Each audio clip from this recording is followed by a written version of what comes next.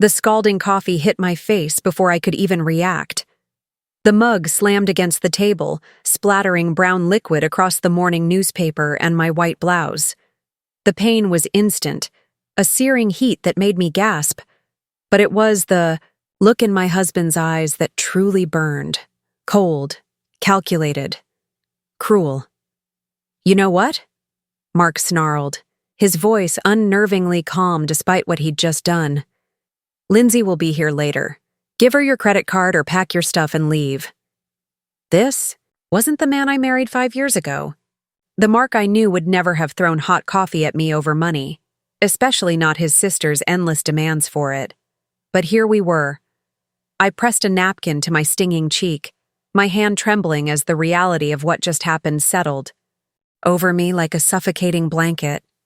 This wasn't about the coffee or even the credit card. This was about years of silent struggle finally erupting into something that couldn't be ignored anymore. It hadn't always been this way. When I first met Mark at a friend's barbecue, he'd been charming, attentive, the kind of guy who remembered how I took my coffee, 1 sugar, splash of cream, and called when he said he would. He worked as a sales manager at a local furniture store, made decent money, and seemed responsible. I was an accountant at a mid-sized firm, practical to my core, and we balanced each other well. The first sign of trouble came just 6 months into our marriage. Mark's sister Lindsay lost her job at a boutique downtown, supposedly for taking too many sick days, though now I wonder if that was the whole truth. Mark invited her to stay with us, just until she gets back on her feet. 3 weeks turned into 3 months. 3 months into a year. Every time Lindsay had an interview, something would go wrong. The position was filled before she arrived. The hours wouldn't work with her schedule, though she had no schedule to speak of. The pay wasn't worth her time. Always an excuse. I'd come home from a 9-hour workday to find Lindsay sprawled on our couch, watching reality TV shows on our Netflix account that she'd never bothered to contribute to. The kitchen would be a mess from her cooking experiments that she never cleaned up. And somehow, despite being jobless, she always had new clothes, new shoes, new everything. "Mark, we need to talk about your sister," I said one night after dinner, keeping my voice low as Lindsay took one of her hour-long showers, using up all our hot water. "What about her?" He didn't look up from his phone. "It's been almost a year. She hasn't found a job, she doesn't help around the house, and she's—" I hesitated, knowing this was treacherous ground. "She's costing us a lot of money." Mark's jaw tightened. "She's family, Sarah. What am I supposed to do? Throw her out on the street?" "No, but maybe set some expectations? A timeline? Anything?" He finally looked up, his eyes narrowing. "You make good money. We're fine." And there it was, the first crack in what I thought was a partnership. Suddenly, it was my money funding his sister's lifestyle. Not our money. Not our decision. Mine. I let it go that night, and the next, and the one after that. Each time, the resentment grew a little deeper, taking root in the foundation of our marriage. Every morning, I'd wake up at 5:30 a.m. to review our household budget before work. I'd sit at the kitchen table with my coffee, spreadsheets open on my laptop, moving numbers around like puzzle pieces that never quite fit. Mortgage, utilities, groceries, for 3, not 2. Credit card bills that kept climbing despite my best efforts to keep them in check. Lindsay's borrowing started small. $20 for gas, $50 for a hair appointment she needed for a job interview. My credit card mysteriously appearing in her wallet because she thought it was hers. Each time, Mark defended her. Each time, the amount grew larger. By the 2-year mark of our marriage, I was carrying a secret that weighed on me every minute of every day. We were drowning in debt. Mark's furniture store had cut commissions due to slowing sales. My salary was stretched beyond its limits, and Lindsay, perpetually unemployed Lindsay, was bleeding us dry one shopping spree at a time. I have a doctor's appointment today, Lindsay announced one Tuesday morning as I gathered my work bag. Can I borrow your credit card? I'll pay you back when my tax refund comes in. I paused, one arm in my coat sleeve. What kind of doctor needs payment up front? Doesn't your insurance cover it? Her eyes shifted to Mark, who was buttering his toast. It's specialized, not covered. The vagueness was a red flag I'd learned to recognize. Last month's specialized doctor had somehow resulted in a $300 charge from Nordstrom. I can't today, Lindsay. The card's almost maxed out. Mark's butter. Knife clattered against his plate. Just give her the damn card, Sarah. It's one appointment. It's not just one appointment, I said, my voice strained with the effort of remaining calm. It's never just one thing with her. Do you know how much debt we're in right now? Do you even look at the bills? Mark and Lindsay exchanged a glance I couldn't interpret, and a cold feeling settled in my stomach.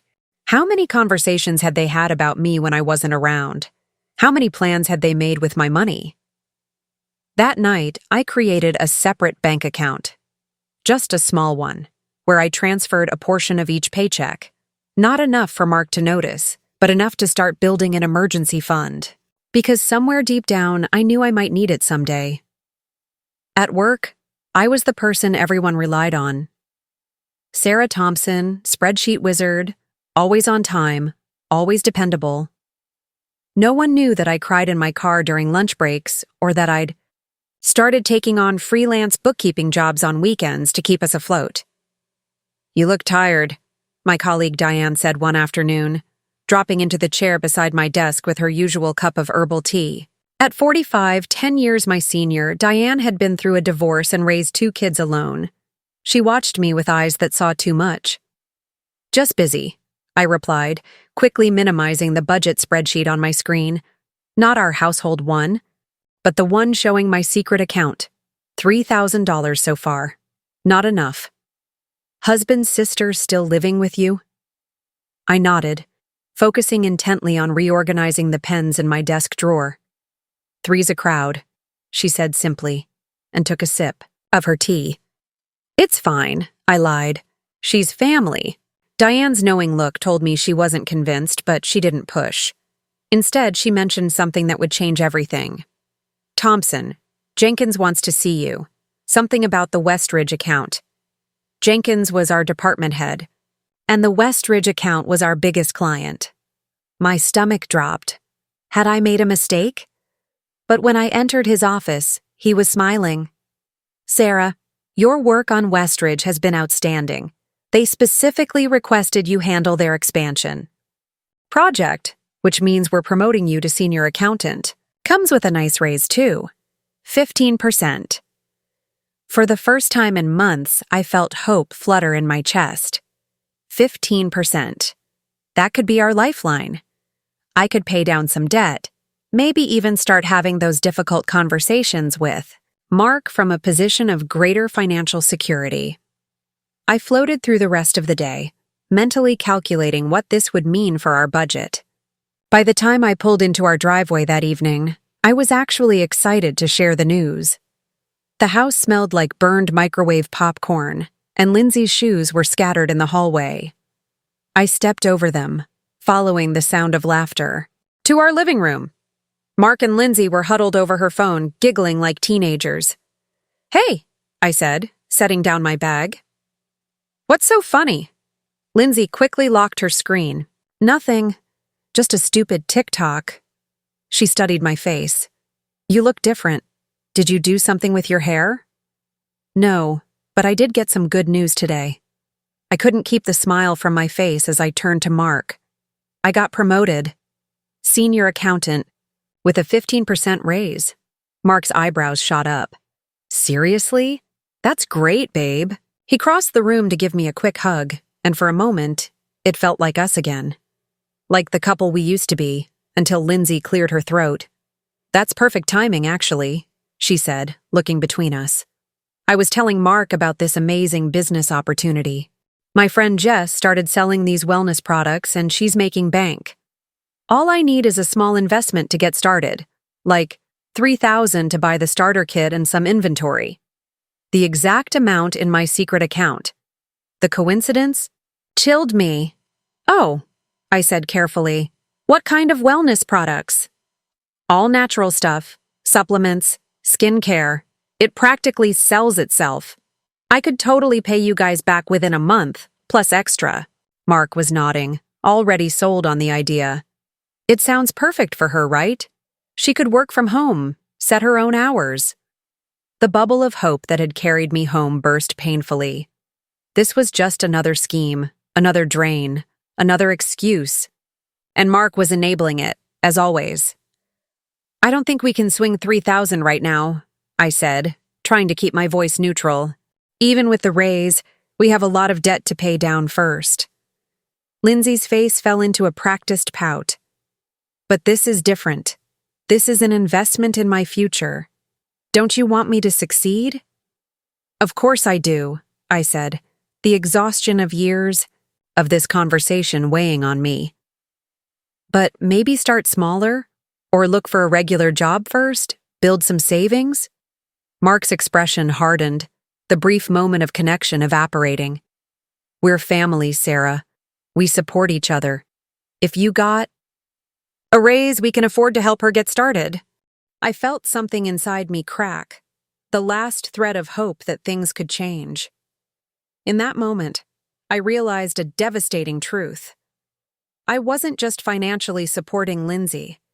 I was financially supporting Mark's need to rescue her, to be her hero at my expense. That night, as Mark slept beside me, I slipped out of bed and transferred another $500 to my secret account. Not because I was planning to leave, not yet, but because for the first time I admitted to myself that I might need to. The silent struggle wasn't just about money anymore. It was about recognizing that in this marriage, I would always come last. And as the first light of dawn crept through our bedroom window, I wondered how much longer I could live with that reality before something finally broke. What I didn't know then was that something would be me, the very next morning, over. A cup of coffee and a credit card that I finally refused to hand over. I woke up the next morning with a strange sense of calm. The decision had crystallized in my mind overnight. Today would be different. Today, I would stand my ground. The familiar weight of dread still sat heavy in my stomach as I slipped out of bed, careful not to wake Mark. The digital clock on the nightstand showed 5:45 a.m., my usual time. The house was quiet except for the distant sound of Lindsay's snoring from the guest room. She never woke before 10. In the kitchen, I went through my morning ritual, coffee machine first, then 2 slices of whole wheat bread in the toaster. The routine was so automatic that my mind could wander, planning the conversation I needed to have. As the coffee brewed, filling the kitchen with its rich aroma, I rehearsed what I would say, what I should have said months, no, years, ago. I had just poured my first cup when Mark shuffled in, hair tousled from sleep, wearing the faded Metallica t-shirt he'd had since college. Once, I'd found his morning dishevelment endearing. Now, it just reminded me of how comfortable he'd become taking me for granted. "Morning," he mumbled, reaching for the coffee pot. "Any more of those spreadsheets to look at today?" The question had a teasing tone, but there was an edge to it. Mark had started making these little jabs about my obsession with our finances, as if managing our money was some quirky hobby rather than a necessity he'd abdicated responsibility for. "Just the usual," I replied, keeping my voice neutral. I watched as he poured his coffee, added 3 heaping spoonfuls of sugar. Another morning I might have reminded him that sugar wasn't free, that every little excess added up. Today, I held my tongue. There were bigger battles ahead. We sat at the kitchen table in relative silence, the only sounds the clink of spoons against ceramic and the rustle of pages as I flipped through yesterday's mail. Bills, mostly. Always bills. "So," Mark said after, his second cup, more awake now, I was thinking about what Lindsay said yesterday, about that business opportunity. And there it was, the opening I'd been waiting for. I placed my mug carefully on the table, conscious of the hot liquid inside, unaware of how significant that simple container of coffee would become in the next few minutes. Mark, we need to talk about that. I folded my hands in front of me, steadying myself. And about Lindsay's whole situation. He frowned, defensive already. What about it? She's been living with us for over 2 years now. She hasn't held a job for more than 2 weeks at a time, and these business opportunities of hers never pan out. I took a deep breath. The wellness products thing is just another scheme. You know that, right? Mark's jawline hardened. You don't know that. This could be different. It's a pyramid scheme, Mark. And even if it weren't, we can't afford to give her $3,000. We're already in debt because of all the money she's burned through. That's not fair. What's not fair, I interrupted, surprising myself with my firmness, is that I work 60 hours a week between my job and freelance work to keep us afloat, while she sleeps until noon and shops with my credit card. A flash of something, guilt maybe, crossed Mark's face before it hardened again. She's had a rough time. Not everyone has your... He made quotation marks with his fingers. Work ethic. The condescension in his tone stung, but I pressed on. This isn't about work ethic. It's about respect. For me, for our marriage, for the future we're supposed to be building together. Mark leaned back in his chair, crossing his arms. A defensive posture I'd seen too many times. So what are you saying? You want to kick my sister out? Where's she supposed to go? She's 30 years old, Mark. She could go anywhere adults go when they need to support themselves. Find an apartment, get roommates, get a job. I softened. My tone. I'm not saying she has to leave tomorrow, but we need a plan, a timeline, boundaries. He stared at me as if I'd suggested something outrageous. Maybe to him, I had. Mark and Lindsay had grown up in a household where money was tight, where their parents had constantly worried about making ends meet. I understood that his need to provide for his sister stemmed from those early insecurities. But understanding didn't mean I had to enable it at the expense of our future. And what about this business thing? You're just going to shut her down, without even giving her a chance? Mark's voice took on that plaintive quality that usually made me back down. Not today. I'm saying no to giving her $3,000 that we don't have, I replied firmly. If she wants to try this wellness product thing, she can start smaller, save up, show some initiative. The kitchen fell silent. I could hear the tick of the wall clock, the distant sound of a neighbor's car starting. Mark stared into his coffee cup as if the answers might be swirling in there. What if I co-sign for a small business loan for her? He finally suggested. I felt my patience fraying. With what collateral? Our house? The house that I've been making mortgage payments on while you two decide how to spend every extra penny we have? It was a low blow, and I knew it the moment the words left my mouth. Mark's face flushed red. So that's what this is really about, he said, his voice dangerously quiet. You think you're better than us because you make more money? Because you grew up in your nice little suburb with your college fund all set up? This isn't about where we came from, I said, trying to steer the conversation back to firmer ground. It's about where we're going. We can't build a future if we're constantly bailing out your sister. The sound of shuffling footsteps interrupted. Us. Lindsay appeared in the doorway, wearing pink pajama pants and one of Mark's old t-shirts. Her face was puffy with sleep, but her eyes were alert enough as they darted between us, sensing the tension. Morning, she yawned, heading straight for the coffee pot. What are you guys fighting about? Nothing, Mark said quickly. Your business. Opportunity, I said at the same time. Lindsay's eyebrows rose as she poured herself coffee, adding so much cream that it barely qualified as coffee anymore. Another small expense that added up over time. Oh? What about it? I turned to face her directly. Lindsay, I can't give you $3,000 for this wellness product scheme. It's not a scheme, she protested, dropping into the chair beside Mark. Jess is making like $6,000 a month just from her home office. Then Jess can sponsor you, I replied. Or you could start with a smaller investment, or get a regular job first, save up. Ugh, you sound like my mom. Lindsay rolled her eyes, looking to Mark for support. Tell her this is different. This is an actual business opportunity. Mark shifted uncomfortably, caught between us. I could see him wavering, torn between his instinct to protect his sister and the logic of what I was saying.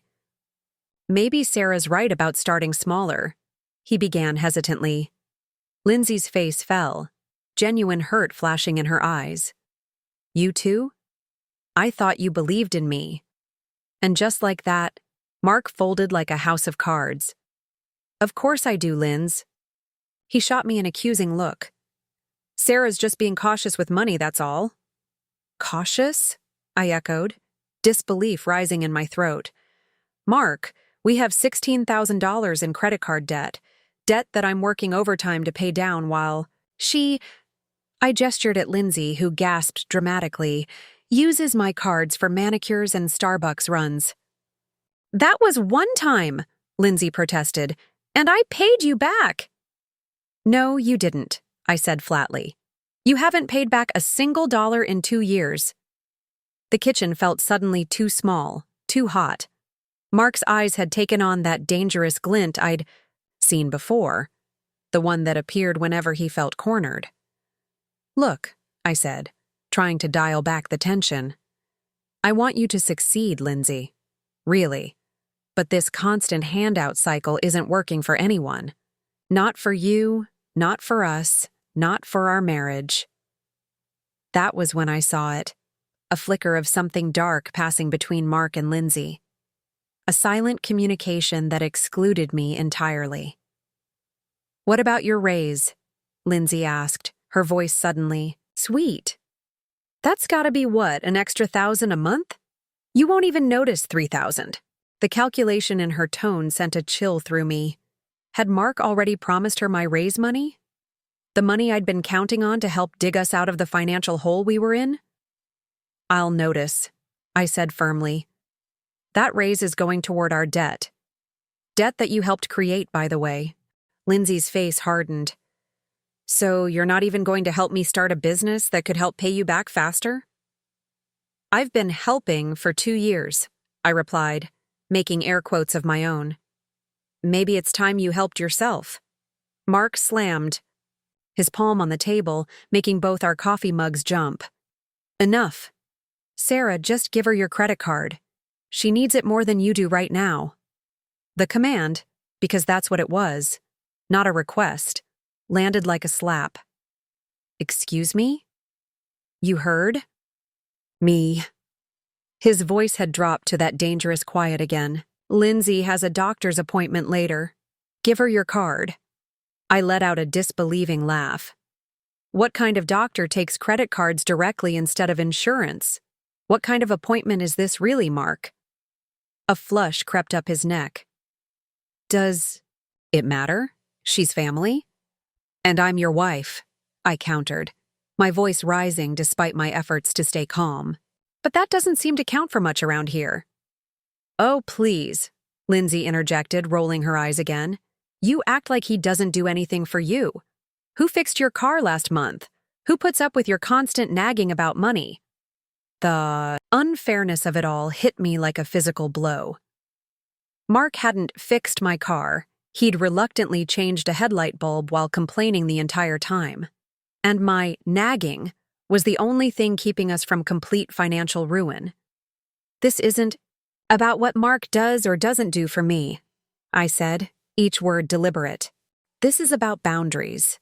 And my answer is no. I will not give you my credit card, Lindsay. I pushed back my chair, ready to end the conversation by simply leaving for work. But Mark's hand shot out, grabbing my wrist with enough force to make me wince. Sarah. His voice was low, threatening. Lindsay will be here later. Give her your card. I twisted my arm free, rubbing the spot where his fingers had dug in. No. What happened next seemed to unfold in slow motion. Mark's face contorted with rage, his arms swung out, and suddenly my face was on fire.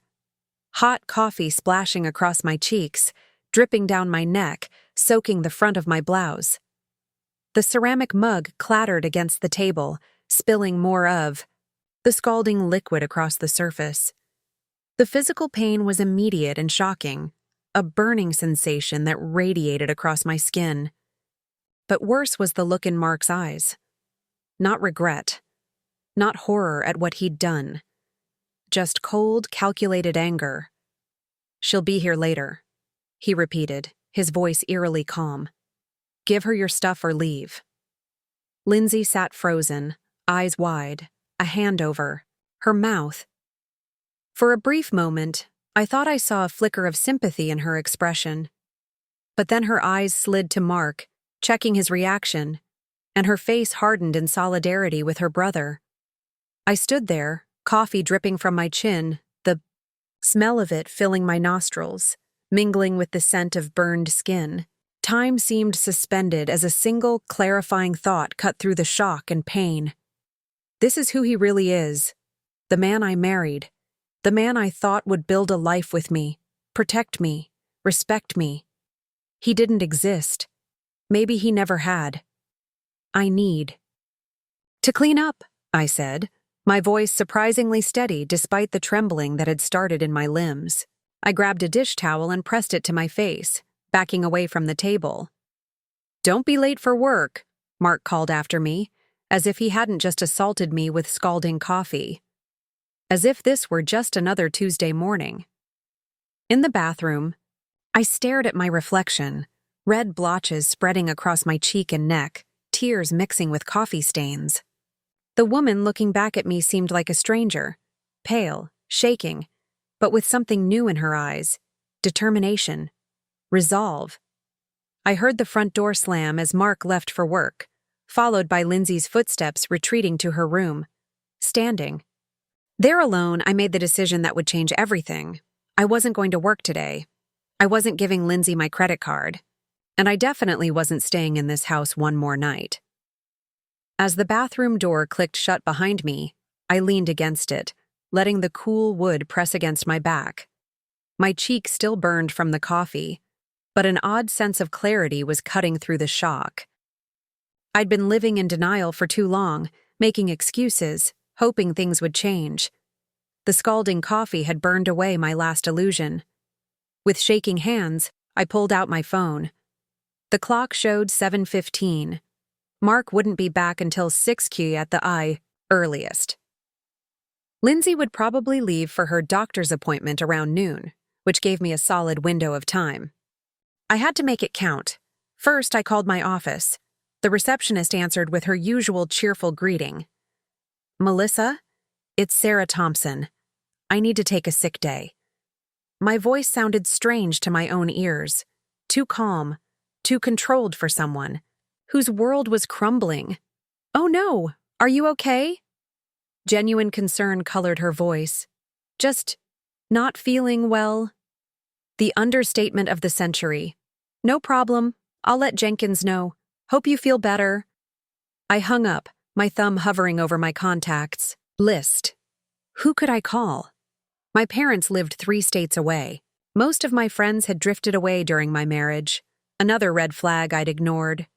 Mark had always found reasons to cancel plans, to keep me isolated. Diane. I could call Diane. My coworker answered on the 3rd ring. "Sarah, aren't you supposed to be in the Henderson meeting right now?" "I called in sick," I said, trying to keep my voice steady. "Diane, I need help." Something in my tone must have alerted her because her voice immediately sharpened. "What happened? Are you hurt?" The question unleashed the dam I'd been holding back. "Mark threw hot coffee in my face this morning because I wouldn't give my credit card to his sister." The words tumbled out, sounding absurd even to my own ears. "I need to leave, today, while he's at work." A beat of silence. Then Diane's voice, cool and decisive. "I'll be there in 30 minutes. Don't open the door. For anyone but me." Relief washed over me. Thank you. Pack light, essentials only. We'll figure out the rest later. After hanging up, I pressed a cold, damp washcloth to my face, trying to soothe the burning. In the mirror, angry red blotches spread across my cheek and neck. It could have been worse. The coffee had been hot but not scalding. Still, the evidence of what he'd done was literally written on my face. I took a quick shower, wincing as the water hit my sensitive skin. As I dressed in jeans and a light sweater, I could hear Lindsay moving around downstairs, the TV blaring some morning talk show. I had to be strategic about this. I couldn't let her suspect anything until I was ready to make my move. Under the bathroom sink, I found an old makeup bag. The concealer did little to hide the redness, but it was better than nothing. With my hair pulled forward to shield my face, I might be able to fool Lindsay long enough to execute my plan. I took a deep breath and opened the bathroom door, striding purposefully toward our bedroom. Inside, I quietly closed the door and surveyed the room that had been mine and Mark's for 5 years. The king-sized bed we'd saved for months to buy. The wedding photo on the dresser, both of us smiling, oblivious to what lay ahead, from the closet. I pulled out a large duffel bag we used for weekend trips. What did I actually need? What mattered? Clothes first, practical items that could mix and match. A week's worth of underwear, 2 pairs of shoes, my winter coat from the hall. Closet, even though it was only September. Better to have it than need it later.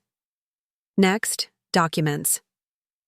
I retrieved the locked fireproof box from the top shelf of our closet. Inside were our passports, birth certificates, social security cards, and marriage license. I took only what was mine, leaving Mark's documents untouched. I wasn't a thief, despite what he would likely claim later. From my nightstand, I grabbed my Kindle loaded with hundreds of books. Small comforts would matter in the days to come. The silver necklace my grandmother had given me before she died. A small photo album from before I met Mark. The sound of footsteps on the stairs sent a jolt of panic through me.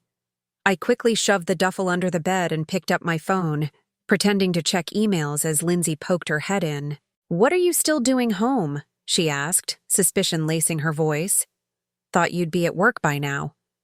I kept my head angled away from her, hoping she wouldn't notice the concealer-covered blotches. Not feeling well. Might be coming down.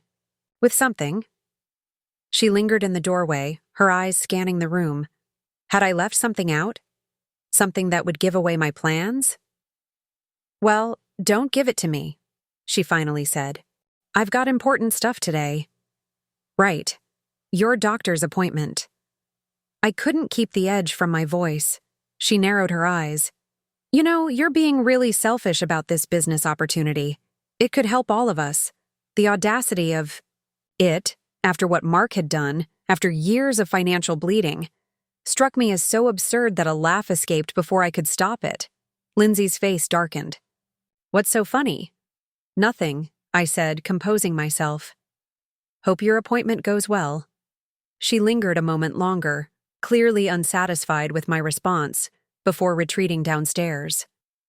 I waited until I heard the TV volume increase again before returning to my task. My laptop and chargers went into my work bag. I hesitated over a framed photo of Mark and me from our honeymoon, on a beach in Florida, the sunset casting a golden glow over our smiling faces. After a moment, I left it on. The nightstand. That chapter was closed. A soft knock at the front door sent my heart racing again. Diane. I wasn't ready. I needed more time.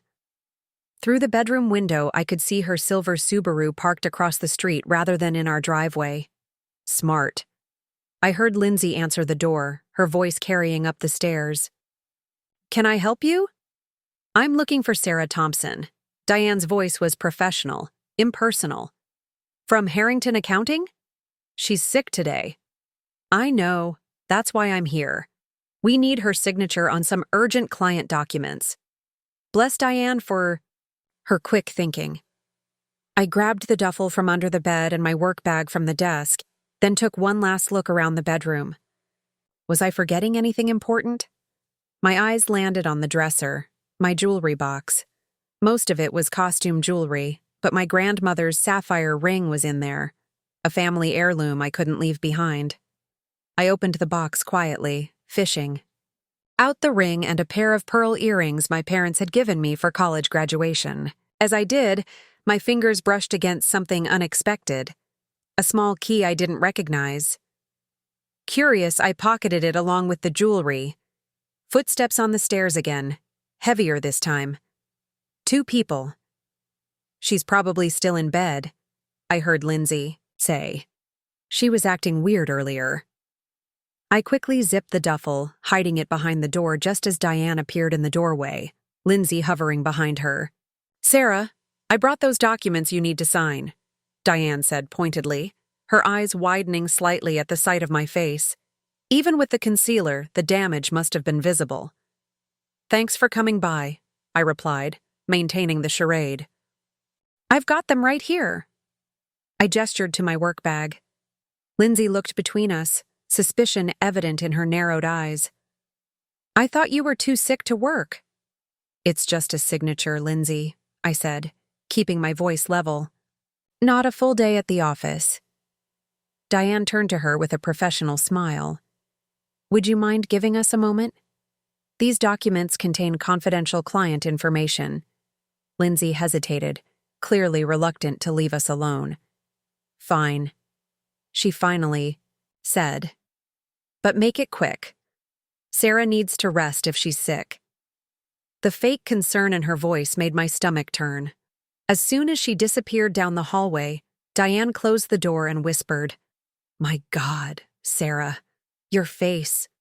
"I'm okay," I said automatically, then corrected myself. "I mean, I'm not okay, but I will be. Thank you for coming." She nodded briskly. "Is that everything?" She gestured to my bags. "Almost. I need to get something from Mark's home office first." Our home office was really just a small room off the kitchen that had once been a pantry. Mark kept our financial documents there, along with his work files and the desktop computer we shared. If I was going to make a clean break, I needed evidence of our financial situation. "I'll distract her," Diane whispered. "Give you 5 minutes, then we need to go." I nodded gratefully. Diane strode back downstairs, her voice deliberately loud as she engaged Lindsay in conversation about some fictional client emergency. I slipped out of the bedroom with my bags, carefully making my way down the back stairs that led directly to the kitchen. The office door was ajar. Inside, I went straight for the filing cabinet where we kept our tax returns and bank statements. I grabbed the most recent files, shoving them into my work bag. As I turned to leave, my eyes fell on Mark's desk drawer, the one he always kept locked, the one he'd snap at me for even touching. On a hunch, I pulled the small key I'd found in my jewelry box from my pocket. It fit perfectly. Inside the drawer were bank statements from an account I didn't recognize, an account in Mark's name only. As I flipped through them, my blood ran cold. Regular deposits of substantial amounts, far more than his furniture store salary could explain, and regular withdrawals, many coinciding with Lindsay's supposed emergency expenses. They'd been lying to me, both of them, for years. I shoved the statements into my bag, my hands shaking with rage and betrayal. There was no time to process this now. I needed to get out. In the kitchen, I could hear Diane's voice growing louder, her story more elaborate, a clear signal that Lindsay was getting suspicious. I slipped out the back door, circling around to the front where Diane's car waited. I had just loaded my bags into her trunk when the front door flew open. Lindsay stood there, her face contorted in anger. "I knew it. You're leaving?" She looked genuinely shocked, as if the morning's events weren't reason enough. Diane appeared behind her. "Sarah, get in the car," she called, her voice steady. I moved, toward the passenger door, but Lindsay lunged down the steps, grabbing my arm. "You can't just leave. What about Mark?" What about everything he's done for you? I pulled my arm free, a strange calm settling over me. You mean like throw coffee in my face this morning? Or secretly drain our accounts for years? Tell him I said thanks, but I'm done. The color drained from her face. You don't understand? I understand perfectly, I cut her off. And so will the divorce lawyer I'm calling this afternoon.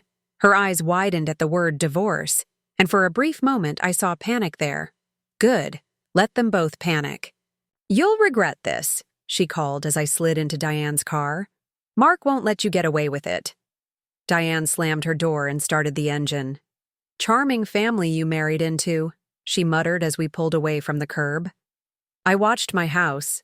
No, Mark's house now, recede in the side mirror. The weight that had been crushing me for years seemed to lighten with each block we drove. Where to? Diane asked. I pulled out my phone, scrolling to a contact I hadn't used in a long time. First, to document these burns at urgent care. Then to call this lawyer my company used last year for that contract dispute. And after that, I thought about the bank statements in my bag, the years of lies, the coffee still sticky on my skin.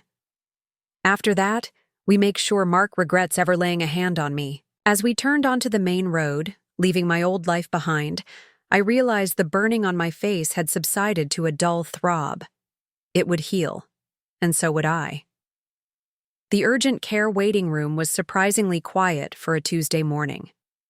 I sat stiffly, in a molded plastic chair, clutching the clipboard with intake forms while Diane thumbed through an outdated magazine beside me. Every few minutes she'd glance at my face, her concern evident but unspoken. Patient number 43? A nurse in blue scrubs appeared in the doorway, scanning the nearly empty room. That's me, I said, rising from my chair. My voice sounded strange, steadier than I felt. I'll wait right here, Diane reassured me, squeezing my hand. The nurse led me down a sterile hallway to exam room 3, a small space dominated by an examination table covered in crinkly paper. The doctor will be with you shortly, she said, closing the door behind her. Alone for the first time since leaving the house, I caught my reflection in a small mirror on the wall. The concealer had worn off, revealing angry red blotches across my cheek and neck. In the harsh fluorescent lighting, they looked even worse, a physical manifestation of what my marriage had become. A soft knock preceded the doctor's entrance. A woman in her 50s with salt and pepper hair pulled into a practical bun. Sarah? Thompson? She asked, consulting my chart. I'm Dr. Chen. What brings you in today? The practiced question was so ordinary, so disconnected from the chaos of my morning, that I almost laughed. Instead, I took a deep breath. My husband threw hot coffee at my face during an argument this morning. Dr. Chen's professional demeanor didn't falter, but her eyes sharpened with concern. She set down my chart. May I examine the affected areas? As her gloved hands gently assessed the burns, I found myself explaining what had happened. The argument, the coffee, my escape. The words poured out in a clinical, detached manner, as if I were describing something that had happened to someone else. These are first-degree burns, possibly some minor second-degree areas, she concluded. I'll prescribe a topical cream that should help with the healing and pain. But, Mrs. Thompson, she hesitated, choosing her words carefully. Have you reported this incident? I shook my head. Not yet. I would strongly recommend documenting these injuries. Would you allow us to take photographs for your records? 20 minutes later, I walked out with medical documentation of the burns, a prescription, and several pamphlets on domestic abuse resources that Dr. Chen had discreetly slipped into my discharge papers. Diane looked up from her magazine as I approached. How'd it go? I have the documentation, I said, holding up the sealed envelope containing the photos. And a very kind doctor who didn't ask too many questions. Outside in the parking lot, the midday sun felt harsh on my sensitized, Skin. I slipped on my sunglasses, more to hide my face than to shield my eyes. "Where to now?" Diane asked as we buckled our seatbelts. I pulled out my phone and the business card I'd retrieved from my work bag. James Wilson, attorney at law, the law. Office of Wilson and Associates occupied the 4th floor of a modest office building downtown. The reception area featured leather chairs, tasteful artwork, and a desk where a young man looked up as we entered. "I'm Sarah Thompson. I don't have an appointment, but I need to speak with James Wilson. It's urgent." The receptionist's eyes lingered briefly on my face before he nodded. "Let me see if Mr. Wilson is available." He spoke quietly into his phone, then gestured toward a hallway. "Last door on the left." James Wilson was nothing like I'd imagined. Instead of the stern, gray-haired man I'd pictured, he was in his early 40s with kind eyes and a rumpled suit that suggested he prioritized work over appearance. He rose from behind his desk as we entered. "Mrs. Thompson, please come in." He shook my hand, then Diane's. "Your company used our services for the Westridge contract last year, correct?" I nodded, surprised he remembered. "How can I help you today?" His gaze fell on my face, but to his credit, he didn't react visibly. "I need to file for divorce," I said, the words feeling surreal as they left my mouth. "My husband assaulted me this morning." Without a hint of judgment, Wilson gestured to the chairs across from his desk. "Please sit down. Tell me what happened." I recounted the morning's events again, this time including details about the years of financial manipulation. As I spoke, I removed the bank statements I'd found in Mark's desk. "He's been hiding money," I explained, spreading the papers on Wilson's desk. "I don't know where it's coming from or where it's going, but he and his sister have been lying to me for years." Wilson examined the statements thoughtfully. "This is very helpful. Documentation is key in these situations." He looked up at me. "Do you have somewhere safe to stay tonight?" "She's staying with me," Diane interjected firmly. "Good." Wilson nodded. "We'll need to act quickly to protect your assets and secure temporary orders regarding the house and any joint accounts." The next hour passed in a blur of paperwork and legal terminology. Emergency protective orders, financial disclosures, temporary restraining orders. Each document another brick in the wall I was building between my old life and whatever came. "Next, one more thing," Wilson said as we wrapped up. "Mark will be served with these papers. It's standard procedure, but it means he'll know you've initiated divorce proceedings." A cold knot formed in my stomach. "How soon?" "We can have a process server deliver them as early as tomorrow." I considered this, thinking of Mark's likely reaction. The man who'd thrown coffee at me for refusing his sister's request wouldn't take kindly to divorce papers. "Is there any way—" I hesitated, an idea forming. "Could they be delivered when I know he'll be home?" Wilson raised an eyebrow. "We can arrange for a specific time. Did you have something in mind?" "Yes," I said, a plan crystallizing. "Tomorrow, at 6:15 p.m., he always gets home at 6. "I can make that happen," Wilson agreed. "We have a very professional process server who handles sensitive situations. He'll be discreet but thorough."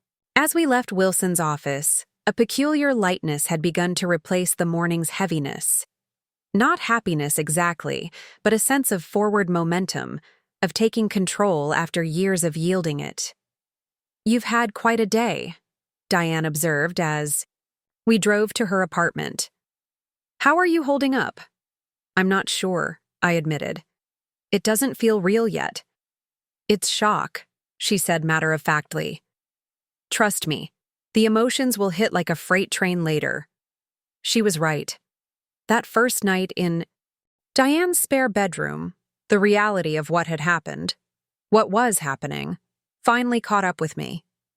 At 3 a.m., I found myself curled on the unfamiliar bed, sobs racking my body as I alternated between grief for the marriage I thought I had and rage at the one I'd actually endured.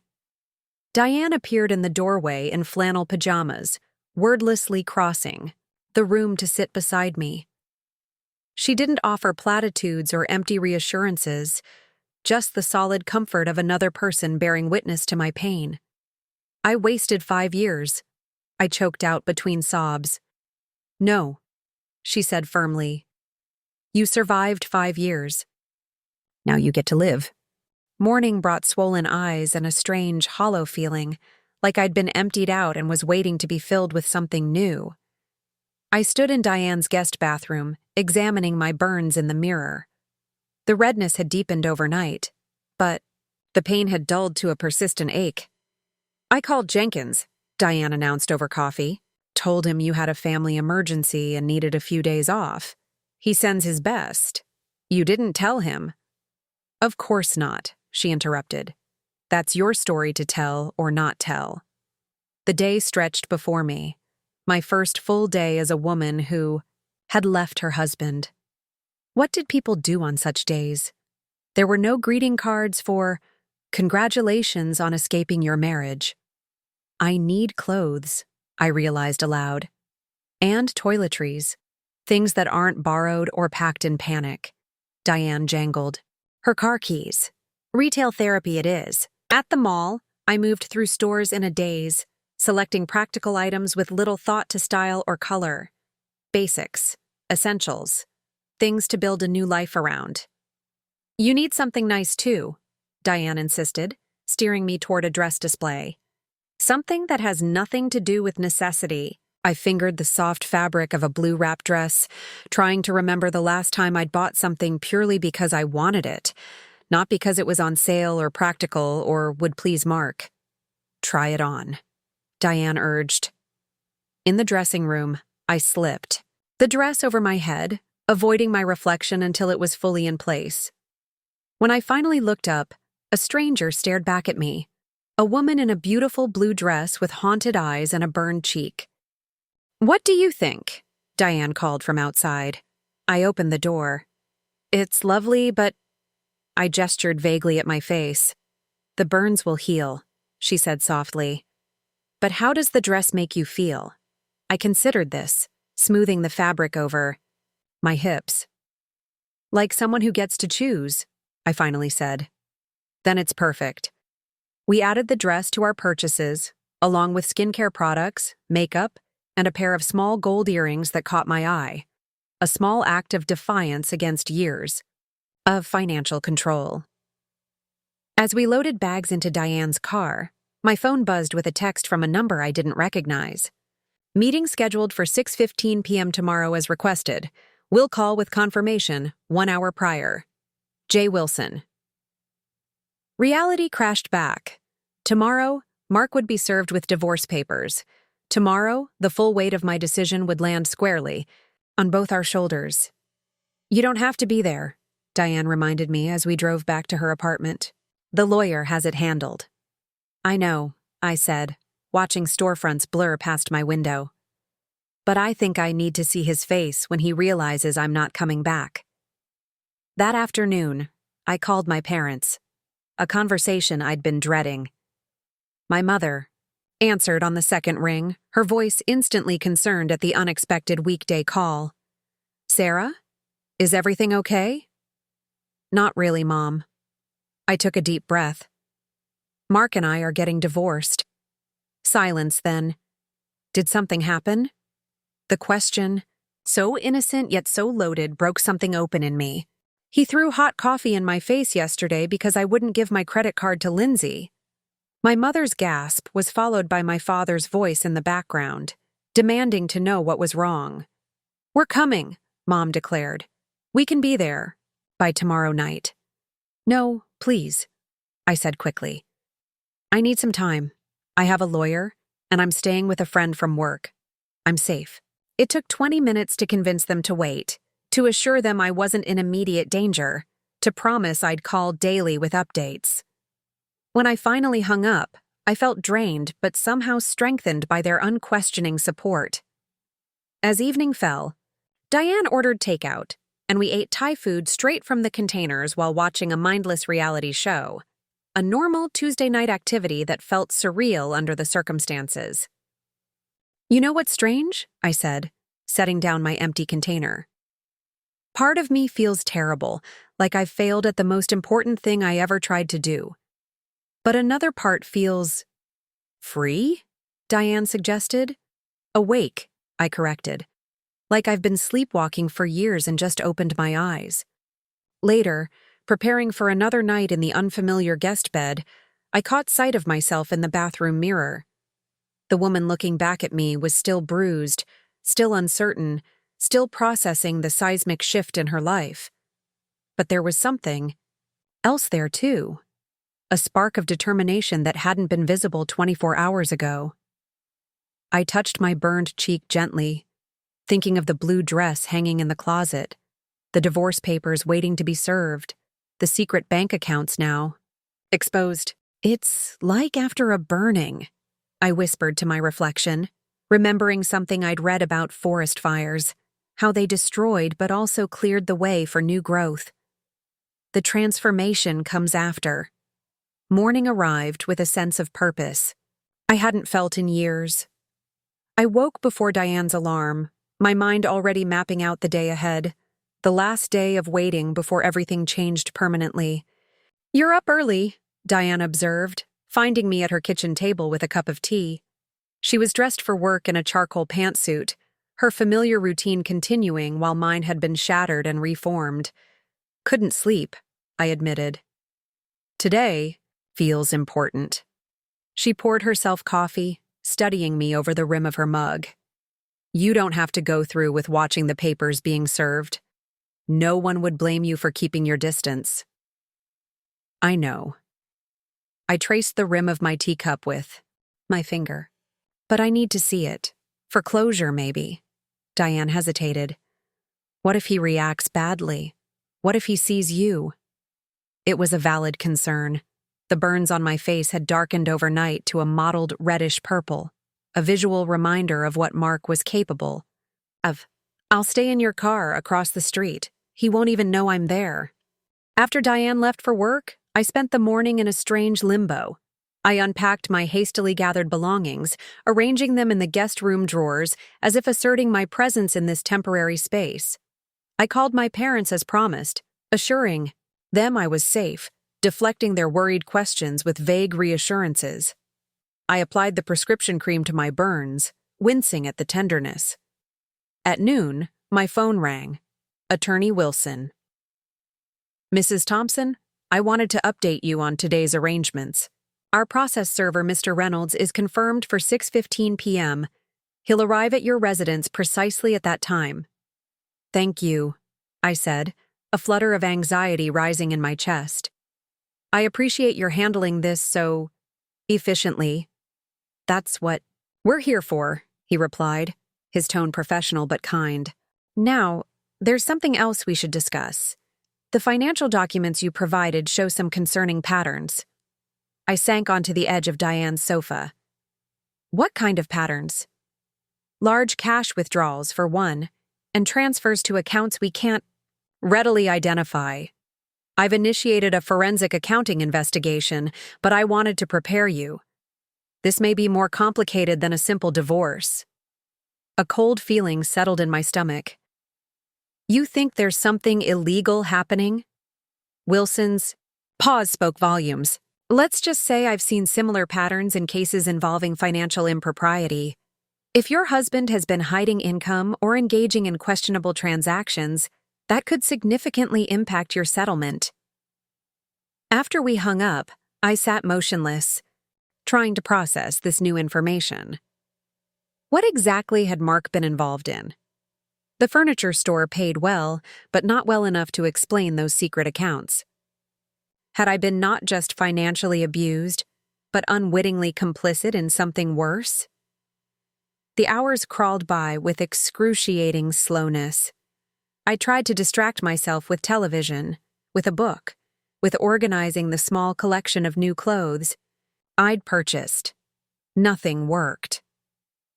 By 4:30, I was pacing Diane's apartment, checking my phone every few minutes.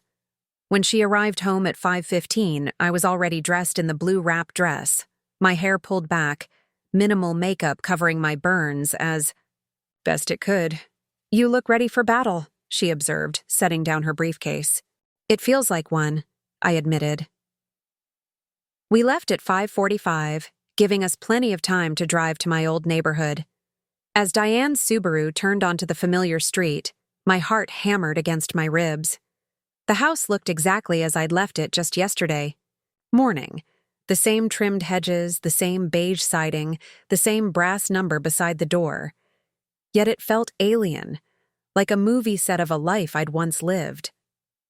Diane parked 3 houses down, positioning her car so we had a clear view of the driveway and front door but remained partially obscured by a large oak tree. "Are you sure about this?" she asked one last time as she switched off the engine. I nodded, unable to form words past the lump in my throat. At 6:05, a sleek black sedan pulled up across from our house. A man in a crisp navy suit emerged, consulting his phone briefly before settling in to wait. Attorney Wilson's process server, right on schedule. At 6:12, Lindsay's red hatchback turned into the driveway. My stomach clenched. I hadn't considered she might arrive with Mark. She emerged from the car, laden with shopping bags. So much for the doctor's appointment that had supposedly required my credit card. At 6:17, Mark's silver Accord pulled in, behind Lindsay's car. He was right on time, as predictable as ever. I watched him step out, briefcase in hand, his posture relaxed. Did he think I'd be inside waiting, cowed into submission after yesterday's display of aggression? Did he expect to find his dinner warming in the oven, his sister comfortably ensconced on our sofa, his world unchanged by his actions? The process server made his move, emerging from his car and approaching with measured steps. I couldn't hear the exchange, but I could see Mark's confusion as the stranger addressed him at his own doorstep. I watched Mark's body language shift from relaxed to tense as papers changed hands. I saw the moment realization dawned, his shoulders stiffening, his head snapping up to scan the street. For a terrible second, I thought he'd spotted us. But his gaze passed over Diane's car without recognition, returning to the papers in his hand with growing agitation. Lindsay appeared in the doorway, her expression transforming from curiosity to alarm as Mark thrust the documents at her. Even. From this distance, her panicked gestures were clear. The shopping bags dropped forgotten on the step, her hands flying to her face in dramatic shock. "They look like they're in a soap opera," Diane muttered beside me. A strange laugh bubbled up from my chest, half amusement, half relief. They always did have a flair for drama. We watched as Mark paced the driveway, phone pressed to his ear. Calling his sister's bluff, perhaps, or calling someone else entirely. The process server had already departed, his job complete. "Do you think he's trying to call you?" Diane asked. I pulled out my phone, noticing for the first time that I'd turned it to silent mode. The screen showed 7 missed calls from Mark's number and 3 texts. "Where are you? We need to talk. Now. You can't do this. Call me back." As we watched, a second car pulled into the driveway, a black SUV I didn't recognize. A heavyset man in jeans and a polo shirt emerged, immediately engaging in what appeared to be a heated conversation with Mark. Lindsay hovered. Nearby, her usual confidence replaced by visible anxiety. "Who's that?" Diane asked, echoing my own confusion. "I have no idea." The mystery added another layer to the already surreal scene unfolding before us. Mark and the unknown man disappeared into the house, followed by Lindsay, who cast one last nervous glance up and down the street before closing the door behind them. "Well, that was not what I expected," I said, releasing a breath I hadn't realized I was holding. "What did you expect?" "I don't know. More anger, maybe. More something." I shook my head, trying to articulate the strange anticlimax I felt. It just seemed so small from here, and it did. The house, the driveway where Mark had paced, the entire scene, it all seemed diminished somehow, like a diorama of the life I'd left rather than the life itself. "Ready to go?" Diane asked. I nodded, feeling the weight of the moment settle into something like resolve. Yes. As we pulled away, my phone buzzed with another text. Not from Mark this time, but from Attorney Wilson. Papers successfully served. Be prepared for pushback. Call me in the morning. Pushback, I murmured. What do you think that means? Diane shrugged as she navigated toward the main road. Could mean anything. Contested divorce, counter-accusations, the usual ugliness. I have the photos, I reminded myself. And the bank statements. And a witness, Diane added firmly. Don't forget, I saw your face right after it happened. I drove you to urgent care. I'll testify if I need to. The solidarity in her voice brought unexpected tears to my eyes. Thank you for all of this. We were halfway back to Diane's apartment when my phone rang, an unknown number. After a moment's hesitation, I answered. Sarah Thompson? A male voice I didn't recognize. Yes? This is Detective Rivera with the Financial Crimes Unit. I understand you've recently separated from your husband, Mark Thompson? The bottom dropped out of my stomach. Yes, just yesterday. Why? We've been investigating your husband's employer for several months. Tax fraud, primarily. We believe your husband may have information relevant to our case. I gripped the phone tighter, catching Diane's concerned glance. I found some strange bank statements in a locked drawer. A pause. Mrs. Thompson, would you be willing to come to the station tomorrow to discuss this further? Anything you can tell us would be treated confidentially. After arranging a meeting time and ending the call, I sat in stunned silence. Financial crimes? Diane echoed, having heard my side of the conversation. Sarah, what exactly was Mark involved in? I don't know, I admitted, but it explains a lot. The extra money, the secrecy, maybe even Lindsay's constant presence. She could have been helping him somehow. We drove the rest of the way in thoughtful silence, the implications of the detective's call expanding in my mind. It wasn't just a divorce now. It was potentially something much bigger. Back at Diane's apartment, we opened a bottle of wine, a small celebration of the day's milestone, despite the new complications. To serving papers, Diane toasted, raising her glass. And to whatever comes next, I added, clinking my glass against hers. My phone buzzed again. Mark's number for the 8th time. I silenced it without answering, a small act of defiance that felt monumental. He'll keep calling, Diane warned. Men like that don't give up easily. I know. I took a sip of wine, considering my options. But I don't have to answer. Not tonight, not until I'm ready. As the evening deepened into night, I found myself drawn to the small balcony off Diane's living room.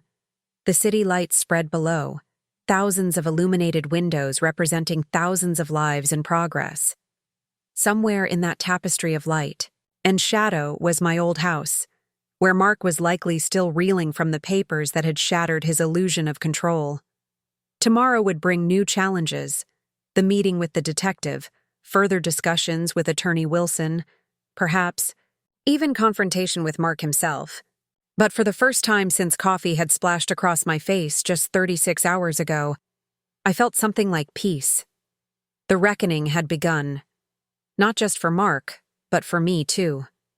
A reckoning with the woman I'd allowed myself to become and the woman I might yet be. As Diane had said, I hadn't wasted 5 years. I'd survived them. Now came the harder, braver task of truly living. I touched my burned cheek gently, feeling the tender skin beneath my fingertips. It would heal, leaving a memory rather than a mark, and so would I.